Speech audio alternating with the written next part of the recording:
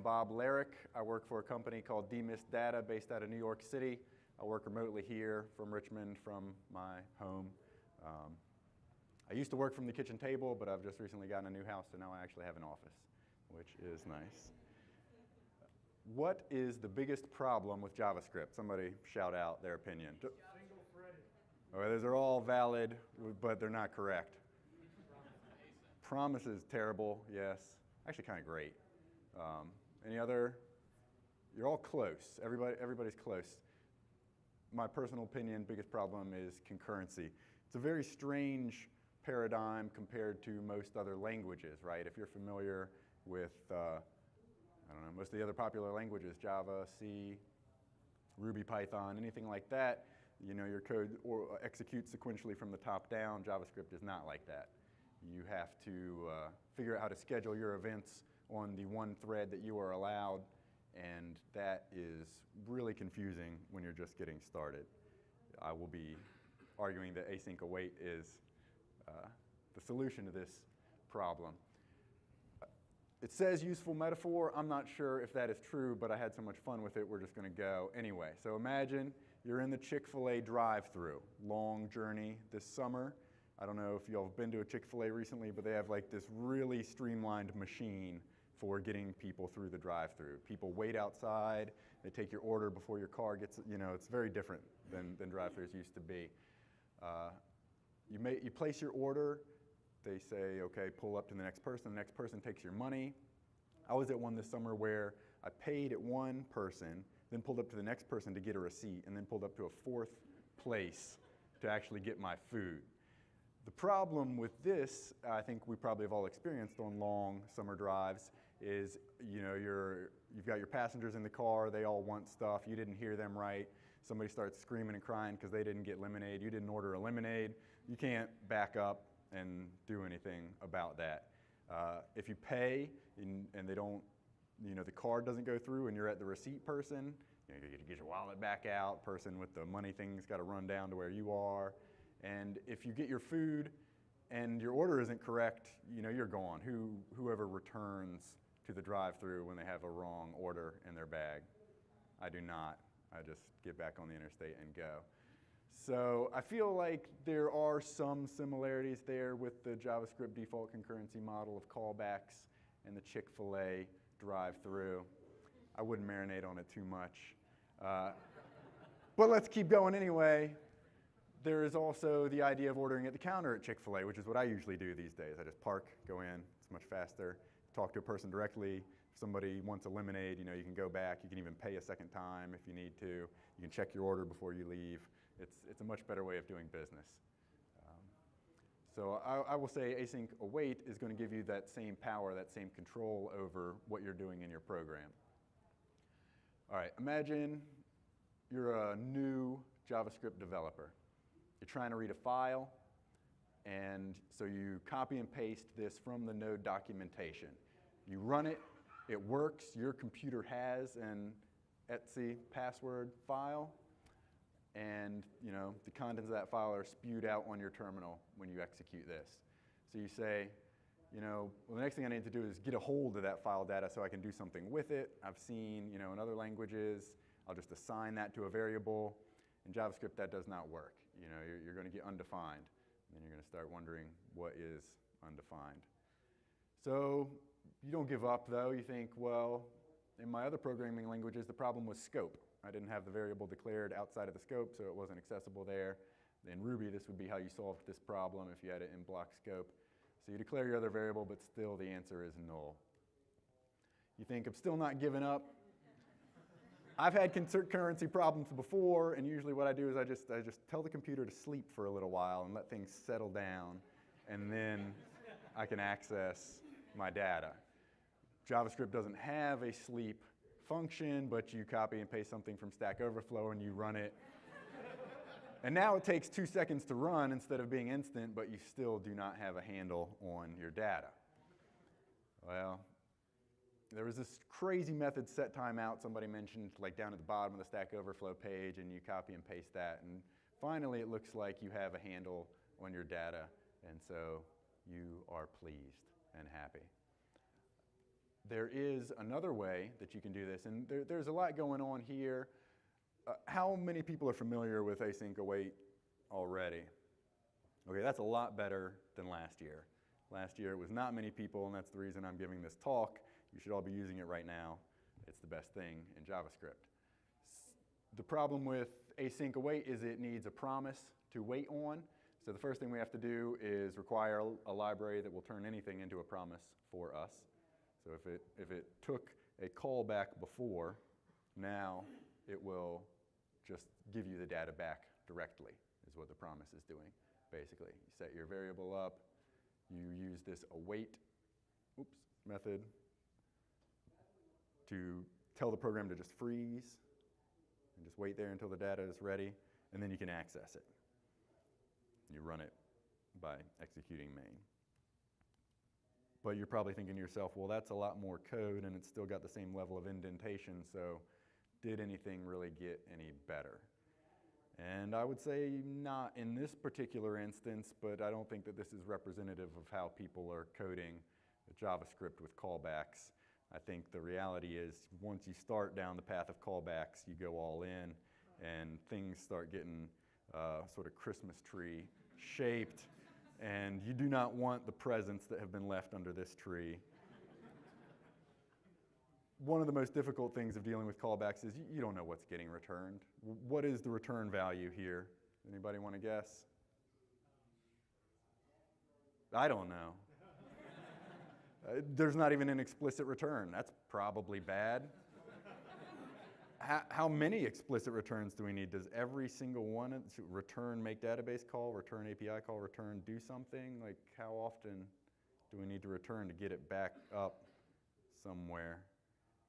What if you want to use the intermediate results? What if you want to use this database result again somewhere else? You kind of have access to it. It's in scope, getting back to scope. But imagine that your files and functions and callbacks are defined in different places in different files.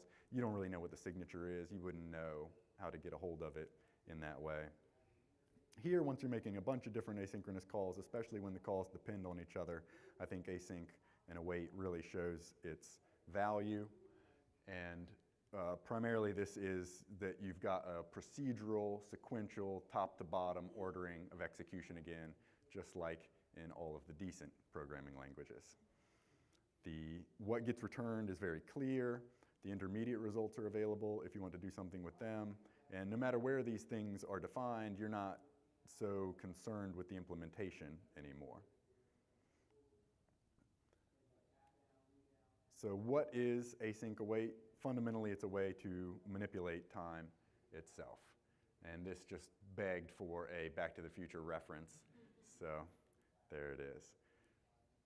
So if you're not using async await, raise your hand if you are not if you do JavaScript, especially Node stuff, and you are not using async await, you're using callbacks or promises. Does anybody feel bold enough to, or have a reason why they're not doing it? Tell me, good sir. Internet Explorer version 11? Yeah, well then, that's dark times for you, friend. Everything that's been released recently supports it, but unfortunately, Internet Explorer 11 was not released recently. So this is sort of a more simplistic view of what an asynchronous function looks like. You can define them, just slap async at the front of your function, regular old function, and now all of a sudden inside of that you can await things like fetch that used to go asynchronous on you. Go squirrely, skate out from under you like when you're on ice. Everybody using fetch? That's about the same number of people who are using async await, probably the same people. Fetch is good. Fetch is good. When can you use it? Since early 2017. So Internet Explorer 11 came out many, many years ago, but every other major browser and Node have all supported it for almost 2 years now. So it's ready. Go ahead. You'd be hard-pressed to find an environment where it didn't work. And there are polyfills and shims that you can use to get it wherever you are, although that can be more trouble than it's worth if you're supporting Internet Explorer. Maybe you just want to look for a new job. So it exists and you can use it. Should you use it? Well, I would say yes, definitely you should be using it. Even if you have progressed to the point in your career where you understand promises or you can handle callbacks without hurting someone you love, everybody else is not there. They're very difficult. I want everybody who uses them well to think back what it was like to learn them for the first time. I know what it was like for me. It wasn't great, did a lot of real bad code, hurt a lot of people, got things all mixed up. And you can avoid that. You can learn from your mistakes. Other people can learn from your mistakes. Some things are much easier to teach, and like procedural programming is much easier to teach than asynchronous programming. And the central point of my talk today, since the content of an async await talk is really about 15 minutes worth, but we got 45 minutes here today, is that there is a meta language of programming that we can all use and be nice to each other with. There are ways that you can program that are consistent across programming language and across programming environment, and that is the reason you should be using async await, not because of any superiority to other methods, but just because of a familiarity that other programmers are going to feel when they see it. Let me digress a little bit. I'm sure you've all heard the saying, if all you have is a hammer, everything looks like a nail. That's a saying that gets trotted out a lot when people are trying to decide what programming language to use or what parts of a different programming language to use. It is not really a fair thing to say because hammers are great. Hammers are not a single purpose tool, right? Hammers can be used for all sorts of different things. And I love that from the original quote where this came from, that says, "Give a small boy a hammer and he will find that everything he encounters needs pounding." Very true. I have 3 small kids, boys, girls. Every single one of them has hit somebody else with a hammer. Yeah, they pick up a hammer, they do start hammering. This much is true. But hammers get a bad rap. If you look at somebody who uses a hammer, like a blacksmith, the hammer is really all they need after they get their environment and raw material to start building everything else that they can build. They build their own tools using that. That is the bootstrap, is the hammer. And so JavaScript is sort of the same way. You get your laptop, you get some electricity and some internet, and then all you need is a programming language. Well, JavaScript is a great one. And after you've got that, you can build iPhone apps, you can build websites, you can build video games, you can do artificial intelligence, virtual reality, cryptocurrencies. Sure, it's Turing complete, any programming language, but JavaScript has really got a lot of mind share. It's got a lot of great libraries. It's not fair to talk bad about JavaScript because no language really does more for us. What does all this have to do with async await? It's not the fault of the tool if your 3-year-old kid goes around beating the other children in the head, right? The hammer is not at fault here. The parent is at fault. The kid is not at fault. Somebody should have taught that kid not to whack on their siblings. In the same way, if you come across a mess of callbacks or some promises or just then, catch, that's not the fault of the person who wrote that code. That's the fault of our society for not teaching them that there was a better way. There is some, people will turn any sort of simple idea to their own best use. But I did like this part too. It says, how many times do you read, "This tool will change everything in education"? We know that it won't, but most of the time expressing this is really convinced of his hammer. I think we see this all the time. A lot of people have been talking about fatigue, about learning different things related to programming, especially JavaScript. There's always new stuff to learn, and everybody who's pitching their new library is saying, well, this is the one. Redux is finally going to make JavaScript, front-end JavaScript, fun and useful and not turn into a mess of spaghetti and mud. It's a lie, again, just like every time. But no matter what the people say, they're saying it from a genuine point of view, and they're saying it because they believe it. The problem is there is no one-shot silver bullet solution. To digress even further, I had this thought, which I liked, that programming languages are like clothes for the brain. Does anybody also like that? Programming languages are to brains as clothes are to bodies, and when I say that I mean that the form of the programming language is driven by its function, and its function is driven by our anatomy. Well, not our physical anatomy, but the way that things fit on our brains, inside of our brains.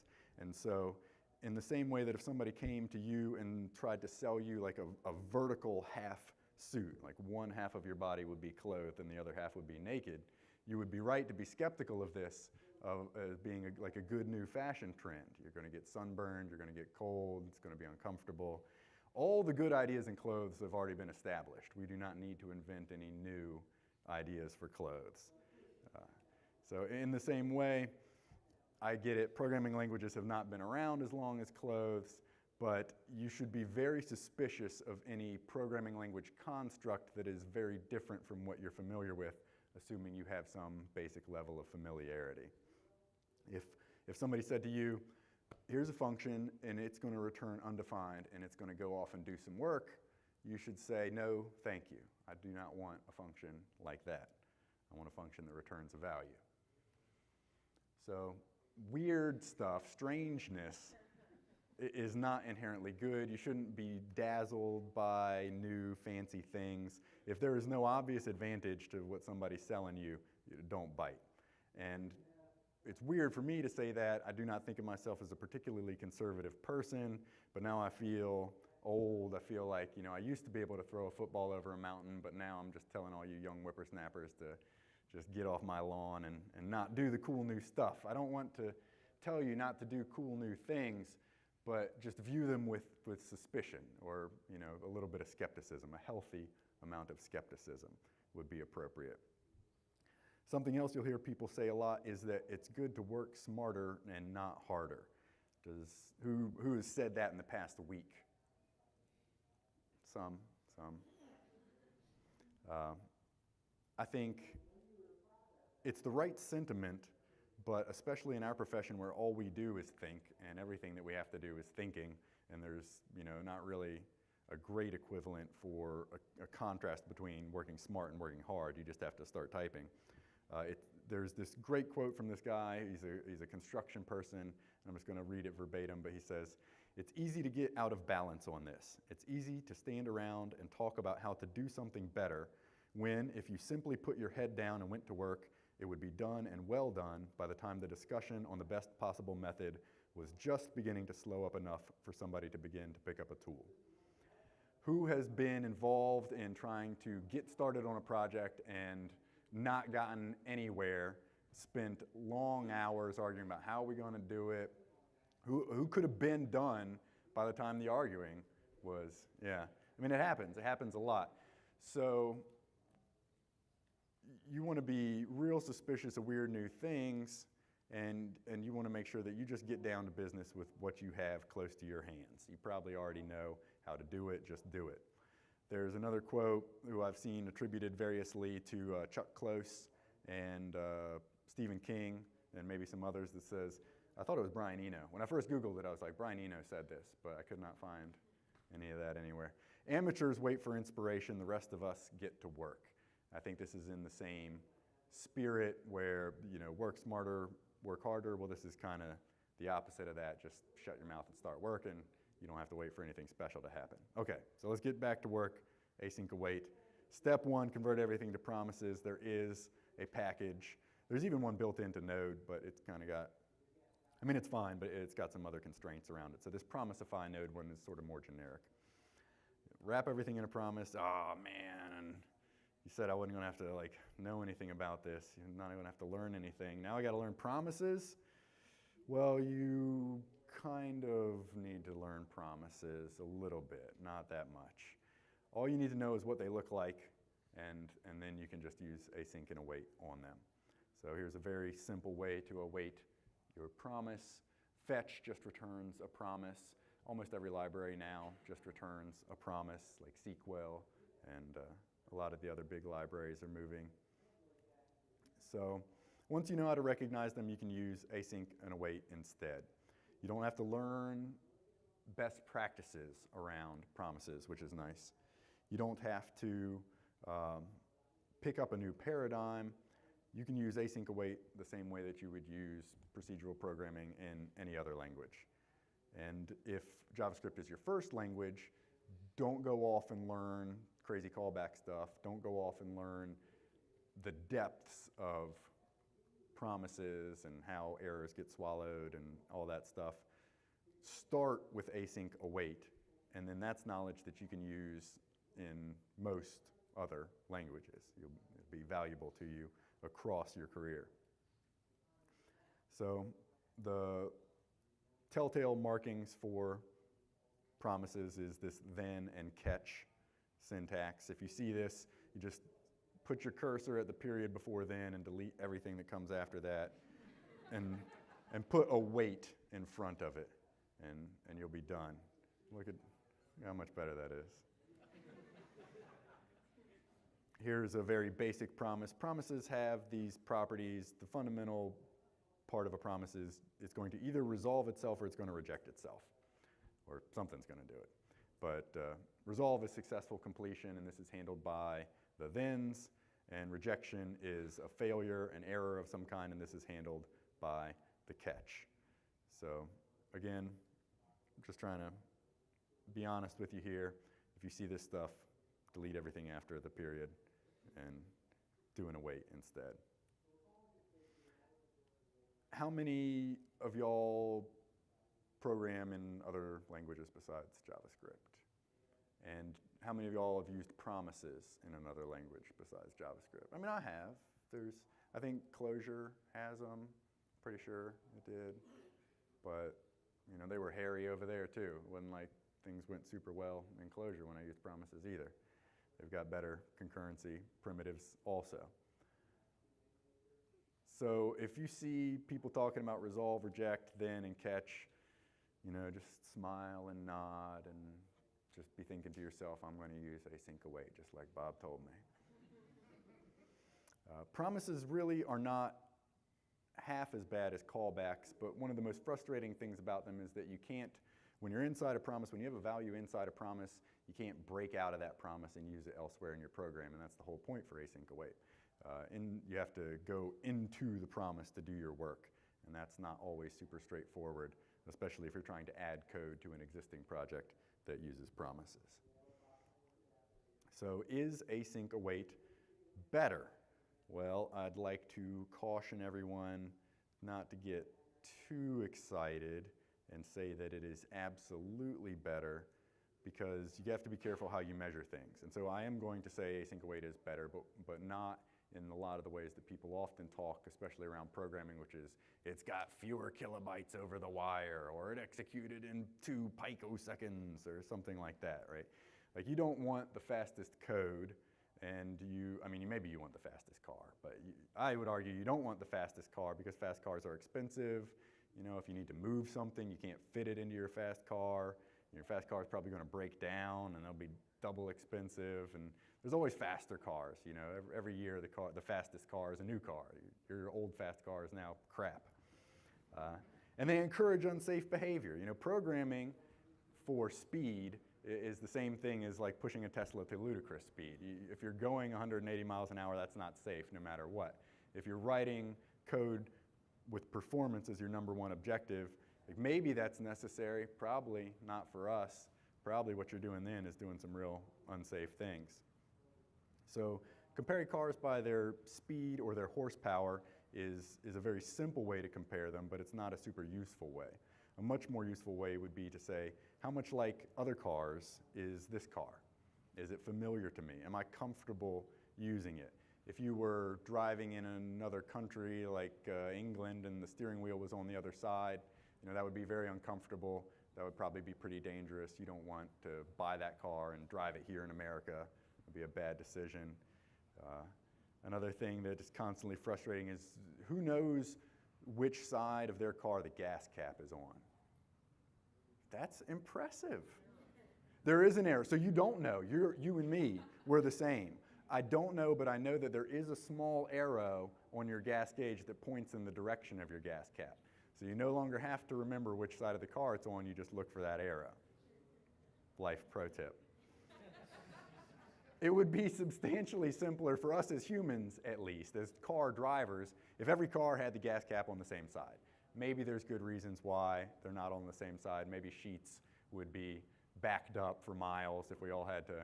I mean, you can pull around, but maybe that's too much to ask.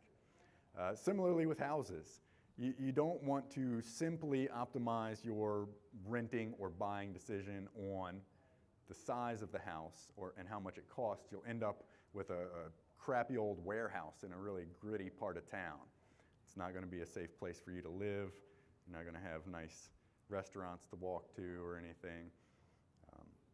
You want to buy a house that feels nice when you walk in. You want to buy a house that's got something that you like about it besides just the size and the cost. And I would say like the same thing about code. So if you use all the new features in your programming language, you're going to frustrate your teammates and you're going to frustrate your future self, because we all have, well, I have a very bad memory. And so I've certainly done on projects in the past, I've used code and then not even remembered how it works anymore.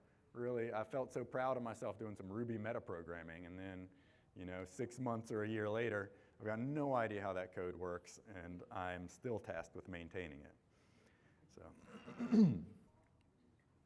so will async await work for me, for you? Yes, 100% it will, unless you're that guy back there, IE 11. What's that? Callbacks do work 100% of the time. It's sort of like, what is it, the Black Puma thing from the Ron Burgundy. 90% of the time, every time they work. Like, they'll run. Will you get what you wanted out of them? Dubious. It's nice, just in the year since I started talking about async await, most libraries offer it as a first-class citizen now. It used to be you had to wrap the callbacks that they offered yourself, or maybe their README had promises in it, but not async await. In just 12 months, it's advanced rapidly. Pretty much all the libraries that do asynchronous work are going to expose a async await interface and show it in their READMEs or tutorials. And you can always promisify callback-based stuff. So yes, it's going to work for you. Can you understand async await? Super yes. It is infinitely more understandable than callbacks or promises. It's a more familiar paradigm, and it's something that you can transfer. Again, as your career drags on and you start to become unemployable because of how old you are, it's going to be valuable to be able to move from language to language and not be pigeonholed. And if you're just a JavaScript developer and you're using all this crazy stuff, then when you lose your JavaScript job, you're not going to be able to work in any other language because you're not going to know how to do anything. You're not going to speak this meta language that you could have been focusing on. So the best way to program, again, in my humble opinion, is to write code that could run in any language. It is not really possible, but kind of possible. I mean, some syntax works all over the place. Let me skip ahead a little bit. There is this syntax, which is valid JavaScript, valid Ruby, and valid Python. Snoop is now a variable in your language of choice. And Clojure and Go also are very similar to that. Go has some type stuff. Clojure's got some parentheses. But the syntax for maps is pretty well established. And the reason we're not seeing a lot of innovation around map literals is because this is the best way to do it. And similarly with lists or arrays, even Haskell, you can define a list literal in the same way that you would define it in JavaScript. So there's other ways to do it in Haskell, and there's probably other ways to do it in JavaScript also. But you shouldn't use those ways because you can't use them in other places. Using every feature in a language, again, to beat the dead horse, is like using every word in the English language. Maybe you went through a phase where you're using a thesaurus a lot. I did that. Maybe you're a young kid, you're trying to impress people on the internet. This is not me, thank God. I did not actually say this. But could you imagine, we all know somebody who has talked like this at some point, right? They say some real just trying to sound so smart on the internet. And it totally backfires, right? Because, this person ain't going to be able to decipher this. They're going to forget what the words they looked up in the thesaurus mean. So here's a counterpoint to the way that you should be living your lives. Who's familiar with the syntax here for a map literal in JavaScript? More of you, or really just that few? That's kind of not much. I wasn't. I just learned the triple dot syntax like a month or two ago. I was going to not learn it at all, but one of the people on my team is using it a lot, so I had to learn it. It's actually kind of cool. It just merges whatever's inside of there into the thing that you've got it inside of. And you can have several of these. So if you're trying to merge a bunch of hashes, you just do .map1, .map2, .map3. And it works great. But the problem is this is the only language where that works. So how valuable is that knowledge? That knowledge is like 1 out of 3 or 10 programming languages valuable. Just define it like this. I know it's a little bit more verbose, but anybody is going to be able to understand that. One of the people I worked with a long time ago, when I was just learning Ruby, wrote in what I thought at the time was a very plain style, did not use a lot of the fancy Ruby language features. And after he left, and it was up to me to maintain his code, I discovered that his code was the easiest to maintain of anybody that I worked with because he was not using all the weird bits and bobs that were available to him. He was writing Ruby the best way that he knew how, which was the same way that he wrote every language. And people will talk trash a lot about, oh, this guy's writing Java in Clojure, or this person is writing, JavaScript in Lisp, or they'll say you're writing one language in another language. You haven't really learned to speak the idioms. First sign is they're trying to put you down. These people don't have your best interests at heart. Secondarily, they're just plain wrong. It would be better if you just stuck to the simple things and didn't try and use all the fancy features of the language unless you really desperately need them, which is unlikely to come up for us, I would say. So my final appeal to you all here is don't write fast code. Do not write fancy code. Try your best to write code that never has to be touched again. Write code that can be understood by somebody who's never seen it before in one top to bottom read through without having to reference different folders, different files, different libraries. Try and write code that is going to outlive you or at least outlive your tenure at a particular place. And if you do have to come back and maintain it, at least it'll be easy. How do you apply this philosophy to patterns? Never learn a pattern. We can never work together. I don't know. So patterns can be really frustrating, and especially when people are just learning patterns and they're sort of trying them out, they misapply them pretty badly, right? Like the singleton is a pattern that gets misapplied brutally often by people who are learning it for the first time. And so it would almost be better if nobody ever tried to use a singleton, if there was some other way that we could expose that to them. And I think the argument from the functional programmers would be like, anytime you have a pattern, what you really have is a data transformation. It would be better phrased as a data transformation. And last year, my big pitch was everything should just be a hash in to a function and a hash out of a function. This is how you should live your life. Hash in, hash out. Hi-ho programming. They didn't think it was cute last year either.